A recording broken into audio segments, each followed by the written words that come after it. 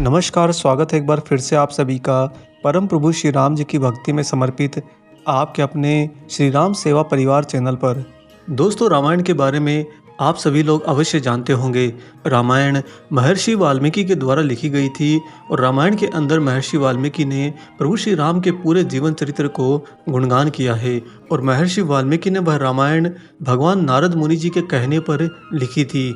नारद मुनि जी के द्वारा दिए गए वरदान के फलस्वरूप महर्षि वाल्मीकि ने दिव्य दृष्टि पाई और उस दिव्य दृष्टि के द्वारा प्रभु श्री राम के पूरे जीवन खंड को देखकर रामायण की रचना करी।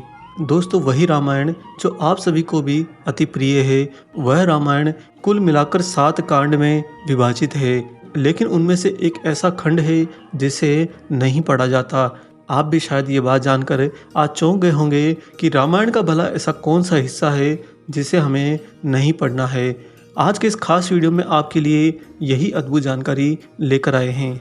दोस्तों, रामायण सारे हिंदुओं के लिए एक अति प्रभावशाली दिव्य ग्रंथ है, जिसमें भगवान श्री राम का चरित्र का वर्णन इतना खूबसूरत है कि लोगों में भगवान राम जैसे गुण आए, इसके लिए घरों में रामायण का पाठ कराया जाता है। हर घर में परिवार के जन चाहते हैं कि उनके परिवार का मुखिया प्रभु श्री राम जैसा आदर्श बने और प्रभु श्री राम की तरह ही अपने पूरे परिवार का रख रखाव और देखभाल करे। यही प्रभु श्री राम की अति विशेष कृपा पाने के लिए वर्तमान कालखंड में भी भक्तों के घरों में रामायण का पाठ किया जाता है। दोस्तों, रामायण में कुल मिलाकर 7 कांड हैं। बाल कांड, अयोध्या कांड, अरण्य कांड, सुंदर कांड, किष्किंधा कांड, लंका कांड और उत्तर कांड। इस रामायण का अंतिम कांड है उत्तर कांड। और इसी उत्तरकांड में महर्षि वाल्मीकि ने रावण तथा हनुमान के जन्म की कथा, माता सीता का निर्वासन, राजा नृग, राजा निभि, राजा ययाति तथा राम राज्य में कुत्ते का न्याय की उपकथाएं, लव कुश का जन्म, राम के द्वारा अश्वमेध यज्ञ का अनुष्ठान तथा उस यज्ञ में उनके पुत्रों लव तथा कुश के द्वारा महाकवि वाल्मीकि रचित रामायण का गायन करना, माता सीता का धरती में समा जाना, लक्ष्मण का परित्याग और भगवान राम का स्वयं का सरयू नदी में जल समाधि ले लेना, ये सारी बातों का इस अंतिम उत्तरकांड में वर्णन किया गया है। उत्तरकांड को लेकर कई तरह के विवाद रहते हैं, क्योंकि माना जाता है कि उत्तरकांड मूलतः वाल्मीकि रामायण का हिस्सा नहीं है और इसमें कई कहानियां तो बाद में अलग अलग लेखकों के द्वारा ही जोड़ी गई हैं। रामायण के इन 7 कांड में सबसे ज़्यादा प्रभावशाली कांड है सुंदर कांड। दोस्तों, आइए आपको बताते हैं कि सुंदर कांड का पाठ आखिर क्यों किया जाता है। सारे कांडों में सबसे लोकप्रिय कांड सुंदर कांड है।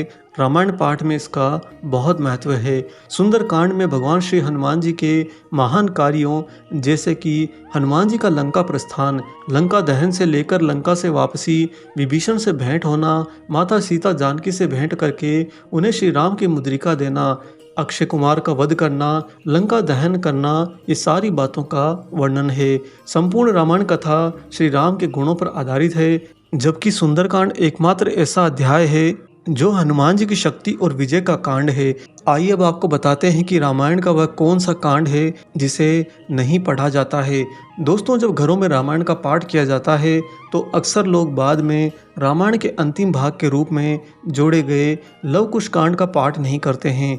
इसके पीछे कारण यह है कि कई राम भक्त ये मानते हैं कि तुलसीदास की रामायण में उत्तर रामायण का तो जिक्र ही नहीं है। उत्तर रामायण का वर्णन वाल्मीकि जी की रामायण में था।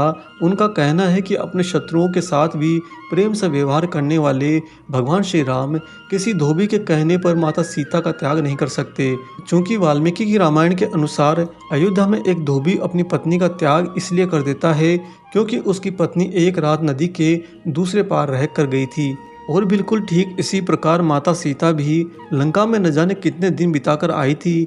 इसीलिए राम जी ने धोबी की उस बात के कारण माता सीता जी को त्यागने का फैसला लिया था। और ये सारी घटना का वर्णन रामायण के अंतिम भाग लव कुश कांड में वर्णित है। दोस्तों, यही रामायण का वो 7वां कांड है जिसे रामायण का पाठ करते समय हमेशा छोड़ दिया जाता है। इसका वाचन कभी भी नहीं किया जाता।